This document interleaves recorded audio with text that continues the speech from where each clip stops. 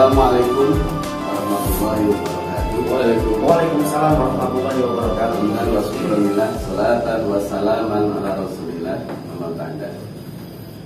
Sahabat dan sedulur Skemandor semuanya, alhamdulillah hari ini kita bertemu lagi tentunya dalam acara Bincang Senang bersama narasumber yang tentu telah kompeten di bidangnya masing-masing. Ya, untuk sedulur dan sahabat Skemandor semuanya, untuk pada kesempatan yang baik ini, karena ini masih dalam suasana Oktober, terutama kalau Oktober itu ada 28 Oktober berkaitan dengan Sumpah Pemuda. Maka untuk membahas tentang kepemudaan atau peran apa yang harus dilakukan oleh pemuda tentunya pada zaman sekarang ini, kita telah kehadiran narasumber tentunya yang sudah tidak asing lagi buat kita semuanya, terutama untuk sahabat dan sedulur Skemandor semuanya. Yang pertama, beliau adalah Bapak Ustadz Saiful Rozi, atau biasa kita sapa saja Kang Rozi, Rozi ya. Ya, Pak. Bagaimana kabarnya, Ustaz? Alhamdulillah, untuk saat ini kita masih relax, masih sehat. Semoga kesehatan ini bertebar kepada Bapak Ustadz yang di sini semuanya. Ya. Untuk narasumber yang kedua adalah juga tidak asing untuk sahabat dan sedulur Skemandor. Beliau adalah Bapak Ustadz Wasaji. Ya. Nah, bagaimana kabarnya, Pak Ustadz? Alhamdulillah sehat walafiat, sehat jasmani dan rohani. Alhamdulillah. Ya, sedulur sahabat semuanya, masih tetap dalam Bincang Senang untuk sahabat dan sedulur Skemandor semuanya. Nah, selanjutnya akan kita tanyakan ya untuk berkaitan dengan pemuda ya. Yang pertama untuk Kang Ustadz Saiful Rozi ya. Begini Kang Ustadz ya. Sekarang itu apa namanya tentang pemuda dan orang tua itu kadang-kadang kita itu bingung membedakan antara mana yang orang tua dan mana yang orang muda. Nah, jadi kadang-kadang orang tua itu bisa sifatnya seperti pemuda, juga sebaliknya pemuda sifatnya seperti orang tua. Nah, menurut pandangan Kang Ustadz Rozi gimana ini untuk membedakan antara pemuda dan orang tua itu dilihat dari apanya itu? Oh itu ya. Terima kasih untuk pertanyaan yang sangat luar biasa dari host yang kita, ya juga sangat luar biasa. Menurut kacamata saya, memang orang tua itu kan terdiri dari dua aspek. Orang tua yang melahirkan kita dan juga orang tua secara umum. Artinya orang tua yang mungkin di sekeliling kita. Walaupun toh orangnya itu mungkin orang muda, tapi mungkin karena salah pengalaman dari baik itu bidang mungkin pendidikan, dari mungkin bidang pengalaman mungkin di agamanya itu semakin tinggi, maka ya itu menurut kacamata saya juga bisa dikatakan sebagai orang tua yang perlu kita himba, yang perlu kita ansukawro terkait dengan pengalaman-pengalaman tersebut. Terus bagi seorang pemuda, ya pemuda itu ya pokoknya siapapun yang memiliki gelora untuk menghidupkan isi daripada Sumpah Pemuda dengan tanda kutip ingin memperbaiki kualitas di semua aspek, baik itu di sekolah, baik itu di lingkungan, baik itu di keluarga, itu menurut saya walaupun toh secara fisik itu sudah tua, tapi itu bisa dikatakan tetap muda, jiwanya jiwa muda. Semacam itu Pak. Berarti intinya ada kesinambungan. Iya, ada kesinambungan. Muda boleh dikatakan tua, tua boleh kita muda. Kalau dari kemampuan masing-masing semacam itu. Ya. Kalau menurut Pak Ustadz Mas di mana ini untuk membedakan antara orang tua dan orang muda itu yang paling menonjol itu apanya Pak Ustadz? Assalamualaikum warahmatullahi wabarakatuh. Waalaikumsalam warahmatullahi wabarakatuh. Pertanyaan dari host kita yang baik, yang bagus. Untuk perbedaan antara orang tua dan pemuda ini memang secara umum saja ya, secara umum dari faktor usia. Faktor usia secara umum ini ya. Kalau 20 sama 25 berarti yang lebih tua 25. Ini secara umum. Tetapi juga ada perbedaan juga yang dinamakan orang tua. Coro nang desone iku yo disepuhkan. Orang yang disepuhkan, orang yang dituakan di desa itu perbedaannya di situ. Kadang-kadang faktor ilmunya. Walaupun usia masih muda, tetapi memang ilmunya sudah menguasai dan lain sebagainya, akhirnya dituakan di desa tersebut. Itu terima kasih. Iya, berarti intinya juga masih sama ya, tapi tidak begitu jauh antara pendapat beliau Pak Ustadz tadi dan Kang Ustadz Razi. Nah, begini, kalau menurut undang-undang kita, bahkan kaitannya tentang kemudaan, bahwa pemuda itu kan undang-undang nomor 9 itu 2 tahun 2009 umur 15 sampai 30 tahun. Nah, berkaitan dengan umur tadi sesuai dengan undang-undang 15 sampai 30 tahun. Nah, kira-kira Kang Ustadz Razi, bila umur yang melebihi 30, misalnya umur 35 atau 40, nah, itu tingkah lakunya kok atau dia menunjukkan seperti anak muda, apakah itu juga masih dikatakan muda atau tidak? Karena menurut undang-undang umurnya 15 sampai 30 menurut pendapatnya. Sangat luar biasa pertanyaannya dari Mas kita. Memang kita perlu menghargai apa yang telah dituangkan dalam undang-undang tadi yang disebut oleh Kos, bahwa pemuda itu usianya yang berkisar antara 15 sampai 30 undang-undang tahun 2009. Iya.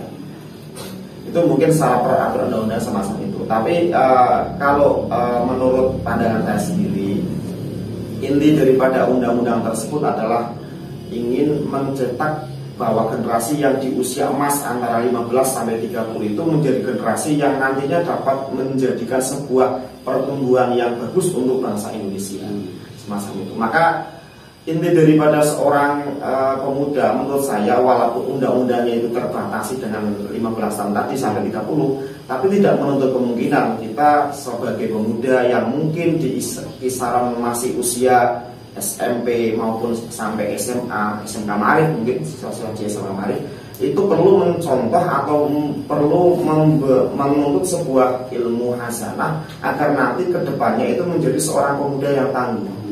Artinya usia yang ditentukan oleh pemerintah 15 sampai 30 ini, mungkin pemerintah juga memiliki harapan di usia yang emas ini, mari kita gunakan waktu untuk yang positif, agar nanti terbentuk sebuah karakter yang sifatnya itu dapat memberi kemanfaatan baik di lingkup yang sangat luas negara maupun untuk di lingkungan yang sangat sempit sampai rumah tangga atau mungkin masyarakat semacam itu. Ya, mantap sekali Mandor ya. Begini Pak Ustadz Haji, sekarang itu masanya adalah masa milenial. Nah, kira-kira peran aktif apa untuk pemuda? Tadi berkaitan dengan umur sudah kita jelaskan sama Kang Razi. Hal-hal yang perlu dilakukan untuk pemuda milenial zaman sekarang itu mungkin apa yang harus dilakukan supaya bisa kelihatan bahwa pemudanya itu jalan tidak melempem gitu.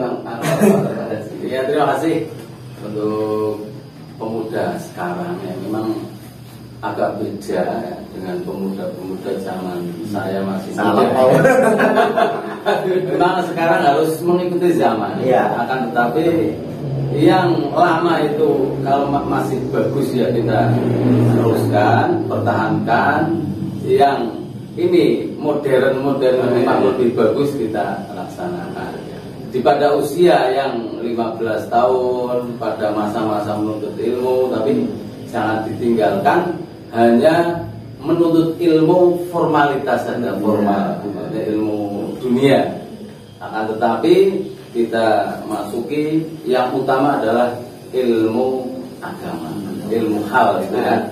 Nah, maka dari itu kalau mau mencetak generasi-generasi yang pandai ilmu dunia dan akhiratnya, yaitu memang kita harus mengkaji pada ustadz, pada kiai, syukur-syukur di SMK Ma'arif ini ada tausiah pagi, sehabis sholat duha, ada baca tulis Al-Quran, BTQ, dan guru-guru PTK-nya saja lulusan pondok pesantren semua.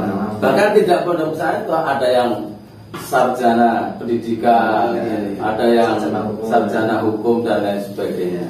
Nah, maka dari itu kita terima kasih kepada NU Kecamatan Dero yang bisa mendirikan pendidikan MTS Syahid, SMK Ma'arif dengan berbasis agamis gitu ya. Terima kasih. Ya tadi berarti hal-hal yang perlu dilakukan untuk pemuda milenial. Tadi disampaikan begini Pak Ustadz Haji, perbedaan antara pemuda zaman dulu dan pemuda zaman sekarang. Mungkin Pak Ustadz bisa mencontohkan dulu yang sewaktu Anda menjadi pemuda itu yang dilakukan apa, dan mungkin yang perlu diperbaiki untuk pemuda sekarang apa? Monggo. Ya contoh ya, misal dulu pada masa saya masih muda, ini gak ada HP, gak ada apa. Iya. Ya, cinta. HP-nya pasti jadul mungkin Pak Ustadz ya. Iya. Belum ada. Itu anak cewek dengan cowok main bersama malam-malam itu tidak ada rasa. Tapi sekarang sudah ada apa? HP dan lain sebagainya, tinggal kering saja. Nah, ini yang perlu kita benahi bersama sebagai orang tua. Kita harus mengontrol pada anaknya agar mengontrol HP-nya, atau gimana kalau anak tersebut kok di kamar terus, ini perlu ditanyakan. Walaupun itu di kamar sendiri, tidak keluar-keluar. Perlu ditanyakan. Ini perbedaannya dulu dan sekarang. Nah, sekarang kelihatannya itu diam akan tetapi menghanyutkan.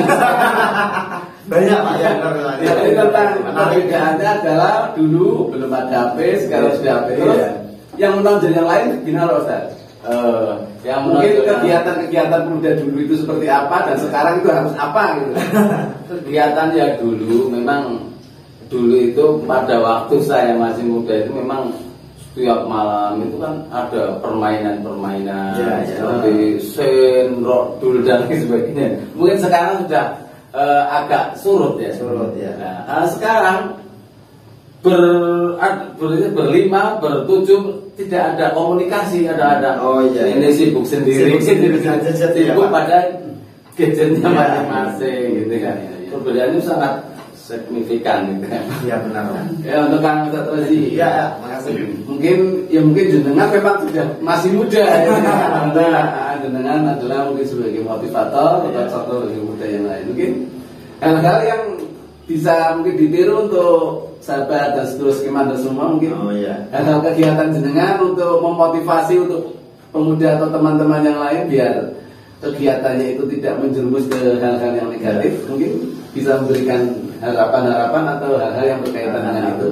Ya, ini pertanyaan yang sangat asik untuk seluruh peserta maupun media di Skemander TV. Untuk kiat-kiat agar pemuda itu menjadi pemuda yang tangguh, berguna untuk nusa dan bangsa, saya sedikit akan mengutip sebuah makalah yang beneran ini ketika dulu saya nyantri itu ada sedikit makalah yang mengatakan idil fatah hasbah ikut hirufin wa kullu malam ya'taqid lam yang taqid. Ini terkutip dalam kitab Umriti. Masih apa juga? Orang dulu sisa-sisa masa lalu. Iya. Itu aturan di pondok. Yang memiliki arti gini, idul fatah ketika seorang pemuda hasbah ikut hirufin yang memiliki keinginan, yang memiliki sebuah etikot dalam jati dirinya, membentuk karakternya yang tinggi, maka Rufi akan terangkat derajatnya. Tapi sebaliknya, wakulu malam ya'taqid, orang yang tidak memiliki keinginan untuk membentuk karakter yang disiplin, yang lebih bertanggung jawab baik di lingkungan kecil maupun di lingkungan yang sangat luas, maka lam ya'tafi.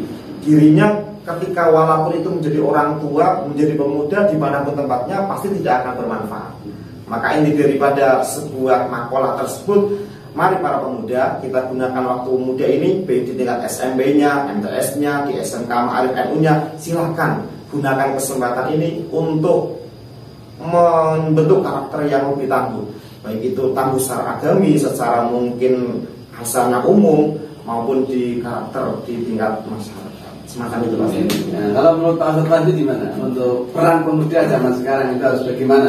Peran pemuda zaman sekarang ini memang sangat diperlukan untuk menggantikan estafet kepemimpinan yang akan datang memang perlu dengan adanya perlu pemuda yang sangat kreatif, sangat tangguh, terutama pondasi agamanya, akhlakul karimahnya. Karena sekarang banyak sekali ya orang-orang intelektual tapi akhlakul karimahnya tidak terpenuhi. Iya, benar Pak Haji. Iya, terima kasih atas harapan-harapan dan berkenaan dengan pemuda, karena ini masih suasana hari pemuda ya.